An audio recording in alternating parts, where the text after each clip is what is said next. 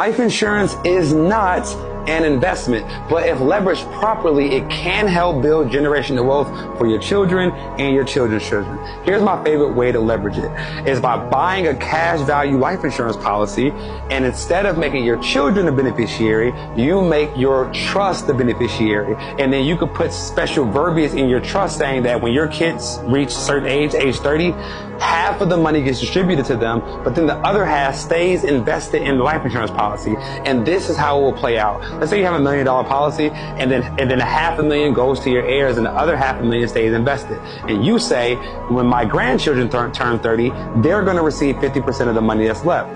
The difference is $500,000 left invested at 8% for 30 years. That $500,000 is going to be worth $5 million. So now your grandkids are going to receive half of that. They're going to get $2.5 million, and then the other $2.5 million stays invested in the trust. And then when your great-grandkids reach 30 years old, that $2.5 million is going to be over $20 million, and they can take half of that, which is 10, and the other 10 million stays invested. So each generation, your family is actually getting wealthier and wealthier, and for off of the initial investment that you made in that trust off your cash value life insurance policy. So if you do this, you create generational wealth for you and your family. A lot of people may jump into the comments right away saying Edward is about to badmouth insurance, because I often do talk relatively negatively about it, not because I don't like insurance. In fact, I actually think it's an amazing tool in the tool chest. It's typically, I just don't like how individuals promote insurance on social media, because insurance is